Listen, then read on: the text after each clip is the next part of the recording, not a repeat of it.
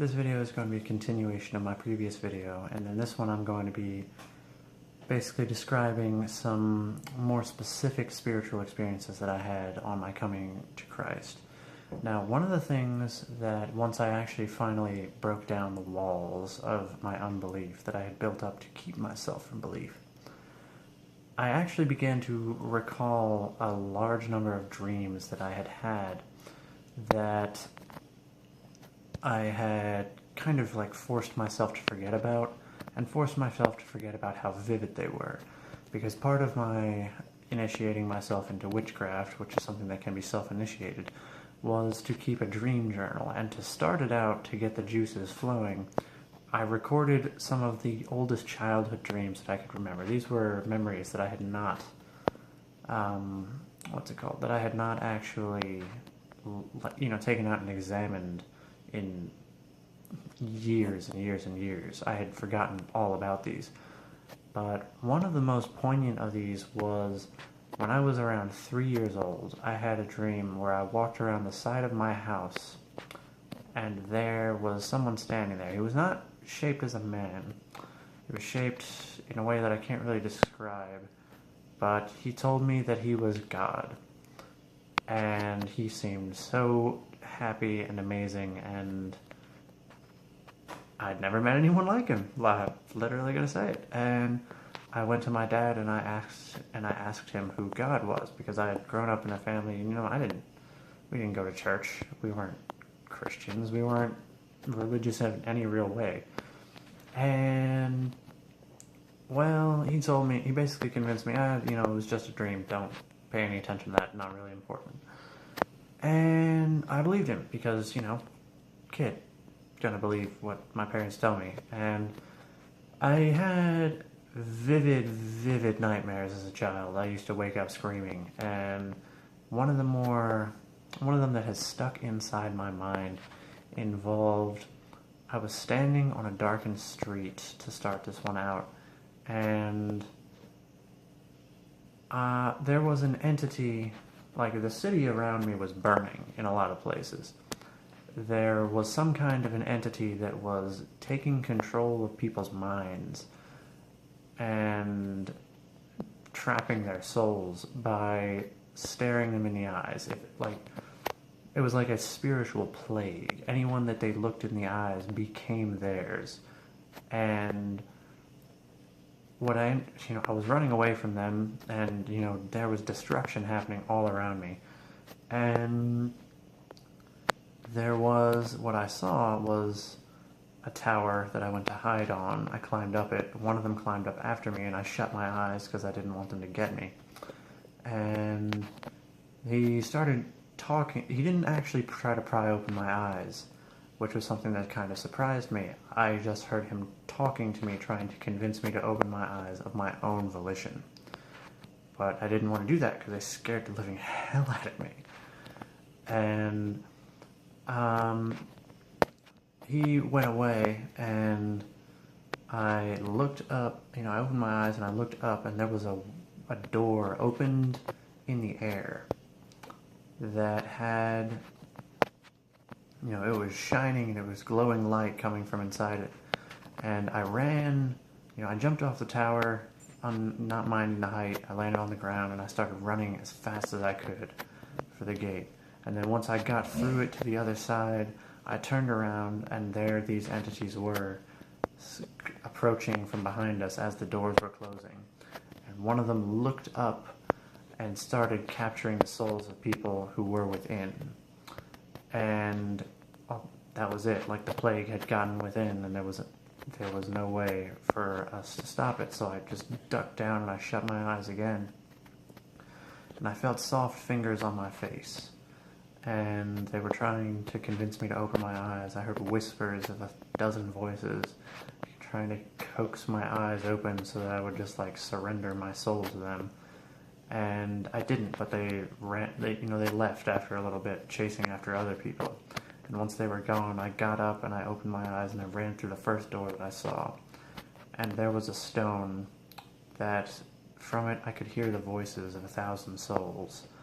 And I touched it, and all the souls dispersed out of it. They returned back to their hosts, all the trapped ones. And then I touched it again, and I gained power. And I was able to not actually control anything, but like I knew that when I did it, I would be able to have the power to control like my own spirit, basically. And I got that, and then I was walking around trying to figure out, what should I do with this? And I was going around to try and test it out with something, and then I woke up. But that was terrifying. Another one, which was one I actually recently just found out my little brother shared this dream, barring two or three minor details. It was like an identical dream. We were being attacked as a whole family by a gigantic dinosaur in our backyard. In my dream it was a Spinosaurus, in his it was a Tyrannosaurus Rex. We ran inside, and then it bit the house in half, so we ran upstairs, and we were hiding in what used to be my little sister's room. And again, it was the same room of the same house, same dinosaur attack kind of thing going on. We climbed out the window in both of our dreams, jumped down, and then went into the backyard once again in both of our dreams for slightly different reasons. He didn't quite remember what happened, why it was in his. And at that point, he didn't quite remember what happened after that. But the main point is, then I ran away from the dinosaur, and it was almost catching me, and then I woke up screaming my lungs out because I thought I was about to get killed. And the point is, this was the beginning of my true spiritual journey, was I realized just how vivid those experiences were, just as vivid as life, and I wondered, why did I not have those experiences anymore? Why did I previously have experiences like that? I mean, granted, most of them were terrifying, but some of them were wondrous, and I wondered, why did I not have anything like that anymore? And so I started trying to focus more and more on how I could get back to there, how I could get back at that.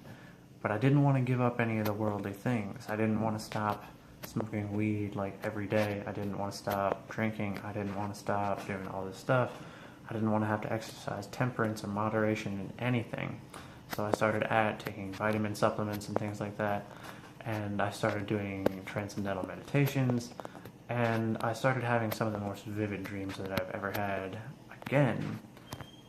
But a lot of them ended up having a far darker concept to them. Like, there was one dream where I was being hunted for some form of information that I had on a disc.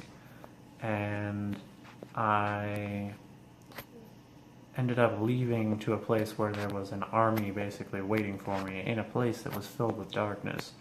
And there were dragons around there, and one of them belonged to me. And I was about as happy as a pig in feces at that point, because I was thinking like, wow, this is amazing. Then I was, I heard some, and I had various other ones that also involved things where, based on a lot of the video games that I had been playing, things would play out similar to that, or like books that I had been reading, things would play out slightly similar to the things that had been in there.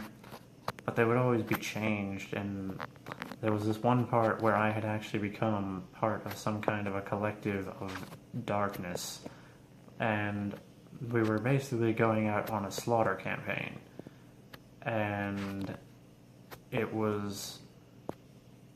seemed like a video game the first time, like when I woke up, and then the more I thought about it, I was just like, because I had begun to really take notice of the spiritual world, and it finally occurred to me that I was part of a spiritual war without knowing that I was part of it, or or even knowing whose side I was on. And that kind of started to worry me a lot, because then there would be other times and I'd be like, well, since I know that I dream every night, and that happens in the ones that I remember, what is happening in the ones that I don't? Like, what kind of atrocities could I be committing? And I thought about how I used to sleepwalk, and I started thinking about, like, well, what if I've been, like, sleep genociding in spirit? And that began to terrify me, and how do I put this? I needed a way out because this was around the time that I started having demonic possession issues. And what ended up pointing me towards Christianity was the fact that dragons showed up very prominently in a lot of my dreams. And I used to watch a bunch of atheist YouTube channels, The Drunken Peasants, The Amazing Atheist, some of the more prominent ones. And it got to the point where I was actually, I started watching very specific ones of theirs while I was in altered states of consciousness. And when I was in those, like when I had smoked like a whole bunch of weed, I would actually be I would be using that in time with meditations, where basically I would be paying deep attention to the things that I was thinking about. And so when I had smoked weed and I watched the Drunken Peasants podcast or something, there were a couple of things that actually really stood out. And one of them was the Vigilant Christian Mario, if you know his YouTube channel. If you don't, I encourage you to give it a look. I mean, it was an integral part in my coming to Christ. But what ended up happening was he mentioned how he had been in touch with he was basically describing how he had been in touch with the New Age religions, with yoga, with transcendental meditations, with chaos magic. And he mentioned something, there was a counterpoint, a contrast between one of the YouTube New Agers that I watched and the Vigilant Christian. And one of the things that the Vigilant Christian mentioned was this idea that the dragon gave them their power. The dragon gives the power to the workers of iniquity and spirit.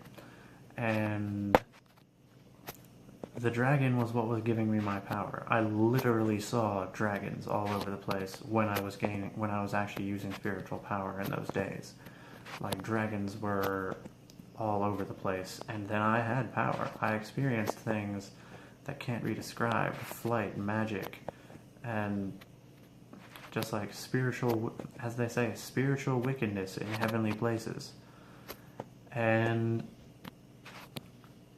I decided that I really needed a way out, because the New Ager that I was listening to basically directly said that when it comes down to the idea of the 7 chakras or whatever, what they call the root chakra, which is literally directly opposite the root that is Christ. But the so-called root chakra also was the dragon, and they talked about riding the dragon and being friends with the dragon and controlling the dragon. And that was where that power came from. And I began to become incredibly terrified. And during this time, I had developed a slight case of what an atheist would probably call schizophrenia, and a believer would call demonic possession. So I had 2 other entities that had entered into my body. One of them called itself Lucifer, one of them called itself Lilith. Now, both of these basically were tempting and convincing me to do all kinds of bad things, to steal from my brother, to just set up things exclusively for the purpose of causing other people to be confused later on, and just spreading their lies so that they could reproduce themselves, because that is what demons do. That is how a demon reproduces, is because they are spiritual entities. They are ideas, and ideas must be propagated by being spoken to others. But the more I paid attention to them and the more focus I put on them, they began to take on a life of their own, and attempts were made on many occasions to totally subsume my identity. And there were no less than 7, possibly more, occasions where they actually took full control of my body and thoughts and actions, at which points they expressed a remarkably large amount of contempt for me, which was one of the other giveaways. And whenever they're trying to seduce you, they will express all the love in the world that you want,